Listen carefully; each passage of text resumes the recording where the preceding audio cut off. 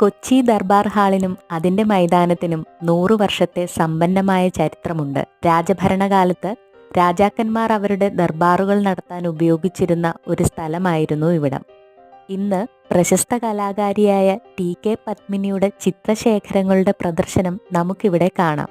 സമകാലിക കലാകാരന്മാരുടെ ചിത്രപ്രദർശനങ്ങളും ഹാളിൽ പതിവായി നടത്തപ്പെടാറുണ്ട്.